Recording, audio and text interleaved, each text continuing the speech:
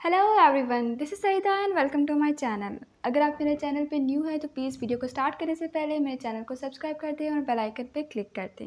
आज मैं आपको लाइन बाय लाइन एक्सप्लेन करने वाली हूँ विलियम वर्ड्सवर्थ की पोएम द थॉर्न। तो चलिए वीडियो को स्टार्ट करते हैं। फर्स्ट स्टेंजा को स्टार्ट करने से पहले मैं आपको इस पोएम का थोड़ा सा बैकग्राउंड बताना चाहूँगी। यहाँ पे द थॉर्न एक प्लांट को रिप्रेजेंट कर रहा है जो बहुत ही ओल्ड और पुअर कंडीशन में है।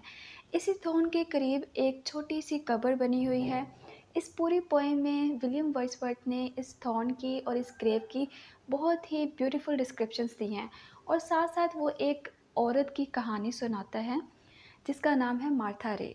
अब ये जो औरत है मार्था रे, ये इस थॉर्न के और इस छोटी सी जो ग्रेव है इसके पास आके बैठती है, अक्सर ही आके बैठती है और रोती रहती है।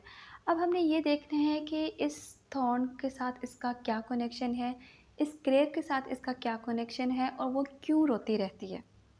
इसके अलावा आपने एक बात माइंड में रखनी है कि जो नरेटर है इस पोएम का वो विलियम वर्ड्सवर्थ खुद नहीं है।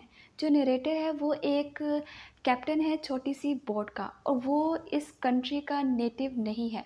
जब वो इस कंट्री में आता है तो ये सारे सीन्स वो देखता है और वो ये पूरी स्टोरी को नरेट कर रहा है। अब हम फर्स्ट स्टैंजा से स्टार्ट करते हैं। There is a thorn it looks so old, in truth you will find it hard to say how it could ever have been young, it looks so old and grey. अब narrator start कैसे करता है, there is a thorn, एक thorn है जो बहुत ही पुराना नज़र आता है। अगर सच बात कही जाए तो ये कहना बहुत ही मुश्किल होगा आपके लिए कि ये कभी यंग भी रहा होगा, कि ये कैसे यंग रह सकता है, क्योंकि ये बहुत ही ओल्ड और बहुत ही ग्रे नज़र आता है। Not higher than a 2 years child it stands erect this aged thorn. अब यहाँ पे इसकी हाइट के बारे में बताता है कि इसकी हाइट कितनी है, बहुत ही कम है। 2 साल के बच्चे की जितनी हाइट होती है उससे भी ज़्यादा इसकी हाइट नहीं है। And it stands erect this aged thorn, और ये जो एजेड थॉर्न है, ये जो इतना पुराना ये जो प्लांट है, थॉर्न है, ये बिल्कुल सीधा खड़ा हुआ है।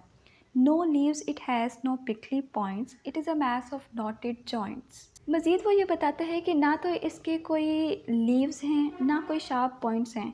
ये क्या है, सिर्फ एक मैस है नॉटेड जॉइंट्स का। नॉट का मतलब होता है गिरा, यानी कि इसकी जो जॉइंट्स हैं वो बहुत ही उलझे हुए हैं, बहुत ही कॉम्प्लेक्स टाइप का ये क्या है, mass of knotted joints. Are wretched thing forlorn, wretched का मतलब होता है मिजरेबल, अनहैप्पी, या फिर आप कह सकते हैं अगली। और फॉर लॉन का मतलब होता है लॉनली। अब आप यहाँ पे नोटिस करें कि इस थॉर्न के लिए कैसे वर्ड्स यूज़ किए जा रहे हैं। जितने भी वर्ड्स हैं वो उसकी पुअर कंडीशन को शो करते हैं, जैसे कि ये ओल्ड है, ग्रे है, एजिड है, फॉरलॉर्न है, रेचेड है। ठीक है, आपने ये सारे वर्ड्स को माइंड में रखने हैं, क्योंकि आगे जाके हम जब मार्था रे की डिस्क्रिप्शन पढ़ेंगे और जो बाकी चीज़ें उनकी डिस्क्रिप्शन पढ़ेंगे तो आपने इनको आपस में लिंक करने की कोशिश करनी है। ठीक है, अब आगे है, it stands erect and like a stone with lichens is it overgrown. दोबारा से यहाँ पे बताया गया है कि ये बिल्कुल सीधा खड़ा हुआ है और जैसे कि एक स्टोन पे लाइकन्स की ग्रोथ होने लगती है, इसी तरह से इस थॉर्न पे भी क्या है, लाइकन्स की ग्रोथ हो रही है, ओवर ग्रोथ हो रही है। अब लाइकन्स का मैं बता देती हूँ जिनको नहीं पता, तो लाइकन्स एक बहुत ही स्मॉल सा प्लांट होते हैं जो कि आपने अक्सर देखा होगा किसी न किसी रॉक के साथ ग्रो कर रहे होते हैं, या फिर किसी वॉल के साथ, या फिर ट्रीज़ के साथ। लेकिन इनकी जो ग्रोथ होती है वो बहुत ही स्लो होती है। ठीक है, अब सेकंड स्टैंजा हम स्टार्ट करते हैं। Like rock or stone it is overgrown with lichens to the very top. अब दोबारा से बताया हुआ है कि जैसे एक स्टोन और एक रॉक पे लाइकन्स की ग्रोथ हो जाती है, वैसे ही इस पे भी, इस थॉर्न पे भी लाइकन्स की ओवर ग्रोथ हो रही है at the very top. And hung with heavy tufts of moss a melancholy crop. अब यहाँ पे एक दूसरे प्लांट का जिक्र है, मॉस का। अब जिसको नहीं पता उनको मैं बता दूँ कि ये एक बहुत ही स्मॉल ग्रीन कलर का प्लांट होता है जिसके ना तो कोई फ्लावर्स होते हैं, ठीक है, और ना ही कोई ट्रू रूट्स होती हैं। अब नरेटर कहता है कि हैवी टफ्ट्स ऑफ मॉस जो हैं वो इसके ऊपर ऐसे हैंग कर रहे हैं, इसी थॉर्न के ऊपर। और इसको इसने क्या बोला है, मेलैंकोली क्रॉप। मेलैंकोली का मतलब होता है डिप्रेसिंग, मतलब अफसुर्दा। तो ये किस तरह की क्रॉप है, अफसुर्दा किस्म की। Up from the earth these mosses creep, and this poor thorn they clasp it round.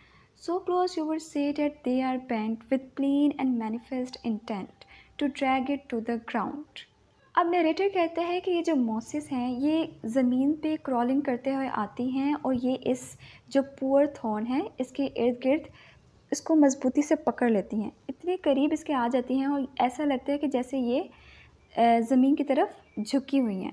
With plane and manifest intent, manifest का मतलब होता है क्लियर, यानी कि इनकी जो इंटेंशन है वो क्लियरली नज़र आ रही होती है। अब इनकी इंटेंशन क्या होती है? इनकी इंटेंशन ये होती है to drag it to the ground, कि वो इस पुअर थॉर्न को, इस प्लांट को ज़मीन की तरफ धकेल दें। And all have joined in one endeavour to bury this poor thorn for ever. अब होता क्या है कि वो कहते हैं कि ये सारी मिलकर ना, इंडेवर का मतलब होता है किसी चीज़ के लिए, किसी काम को करने के लिए सख्त कोशिश करना। तो ये सारी जो मॉसेस हैं ये मिलकर ट्राई करती हैं, अपनी तरफ से पूरी कोशिश करती हैं to bury this poor thorn for ever, कि वो इस पुअर थॉर्न को दफना दें हमेशा के लिए, इसको डिस्ट्रॉय कर दें, इसका नामो निशान ख़त्म कर दें। अब थर्ड स्टैंजा हम स्टार्ट करते हैं। High on a mountain's highest ridge where oft the stormy winter gale cuts like a scythe while through the clouds it speeds from whale to whale। Ridge का मतलब होता है अरेंज ऑफ हिल्स और mountains, ठीक है। Mountain के top पे जहाँ पे अक्सर तेज़ सर्द हवा चलती है। एंड कर्स लाइक अ साइथ, साइथ होते हैं एक एज टूल होते हैं जो हम यूज़ करते हैं घास वगैरह काटने के लिए, जिसको हम उर्दू में कहते हैं दरांती, ठीक है। अब वो कहते हैं कि जब ये तेज़ सर्द हवा क्लाउड्स में से होती हुई एक वैली से दूसरी वैली की तरफ जाती है तो ऐसा लगता है ये दरांती की तरह काम करती है, ठीक है। मतलब कि ये बहुत ही स्वेयर और हार्श होती है। Note 5 yards from the mountain path this thorn you on your left Aspire. वो कहते हैं अब इसी माउंटेन पाथ से तकरीबन 5 yards के डिस्टेंस पे आप इस थॉर्न को देखेंगे अपनी लेफ़्ट साइड पे। एस्पायर का मतलब होता है ग्लिम्स, आप देखेंगे इसको अपनी लेफ़्ट साइड पे। And to the left 3 yards beyond you see a little muddy pond. और कहते हैं इसी के लेफ़्ट साइड पे 3 yards आगे आप जाएँ तो आपको एक छोटा सा मडी पॉन्ड नज़र आएगा ऑफ वाटर नेवर ड्राई, जिसका पानी कभी भी खुश्क नहीं होता। Though but of compass small and bare to thirsty suns and parching air. Parching air का मतलब होता है ऐसी हवा जो अपनी इंटेंस हीट की वजह से ड्राइनेस पैदा कर दे, ठीक है। और यहाँ पे थर्स्टी सन से मुराद है कि जो सन है वो भी पानी का प्यासा है। अब यहाँ पे ये बता रहे हैं कि जो इन्वायरमेंट है वो बिल्कुल ड्राई है, ठीक है। उसके बावजूद जो पॉन्ड का जो वाटर है वो ड्राई नहीं होता। अब फोर्थ स्टैंजा हम स्टार्ट करते हैं। And close beside this aged thorn there is a fresh and lovely sight, a beauteous heap, a hill of moss just half a foot in height. अब वो कहते हैं कि इसी एजेड थॉर्न के करीब आपको एक बहुत ही खूबसूरत फ्रेश सा मंज़र नज़र आएगा, जहाँ पे एक खूबसूरत सा ढेर है, अ हिल ऑफ मॉस, और इसकी हाइट कितनी है? सिर्फ half foot. All lovely colours there you see, all colours that were ever seen. अब यहाँ पे जो कलर्स है वो कलर्स यहाँ पे नरेटर किसको कह रहा है? फूलों को। मतलब जितने भी खूबसूरत फ्लावर्स हैं जो आपने पहले कभी देखे होंगे वो सब आपको यहाँ पर नज़र आएंगे। And mossy network too is there as if by hand of lady fair, the work had woven been and curves the darlings of the eye, so deep is their vermilion dye. अब यहाँ पे आपको बहुत ही beautiful description मिलेगी इस ब्यूटीस heap की, इस हिल of moss की। वो कहता है कि यहाँ पे आपको मोसी नेटवर्क मिलेगा। इसका कंपैरिजन करता है पोइट एक जो बुनने वाली होती है औरत, बहुत ही जो महारत रखती हो, जैसे वो कपड़ा बुनते हैं, धागे को पिरोते हैं और उसमें डिफरेंट कलर्स आपको नज़र आते हैं, एक पूरा बहुत ही खूबसूरत सा नेटवर्क नज़र आता है। पोइट कहते हैं कि ऐसा लगता है इसी तरह एक औरत ने यहाँ पे एक मोसी नेटवर्क बनाया हो। और वर्मिलियन का मतलब होता है ब्राइट रेड कलर, तो वो कहते हैं यहाँ पे आपको ब्राइट रेड कलर मिलेगा देखने को। अब इस रेड कलर से वो क्या शो करना चाह रहा है, इसी मोसी नेटवर्क से क्या शो करना चाह रहे हैं कि ये जो ब्यूटीस हीप है ये बहुत ही खूबसूरत है, बहुत ही दिल को छू जाने वाला है।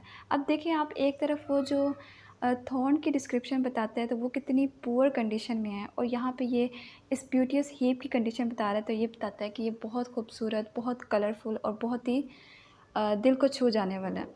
अब हम फिफ्थ स्टैंजा अपना स्टार्ट करते हैं। Ah me what lovely tints are there of olive green and scarlet bright.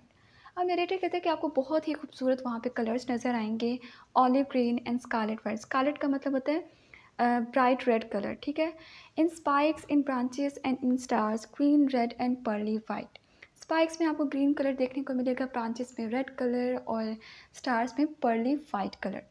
This heap of earth overgrown with moss which grows beside the thorn you see, so fresh in all its beauteous dyes, is like an infant's grave in size, as like as can be।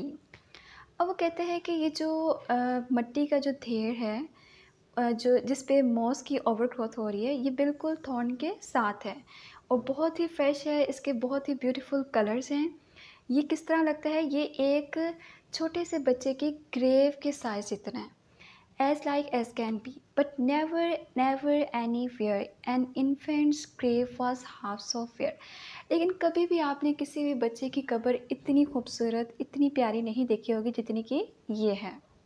इसी के साथ हमारे 5 stanzas complete हो जाते हैं। आपको पता है कि इस पोइम में टोटल 22 स्टैंजास है, बहुत ही लेंथी पोइम है, तो एक वीडियो में मैं आपको कंप्लीट ये एक्सप्लेनेशन नहीं दे सकती क्योंकि बहुत लंबी हो जाएगी वीडियो। तो जो बाकी के स्टैंजास है वो मैं आपको नेक्स्ट वीडियो में एक्सप्लेन करूँगी।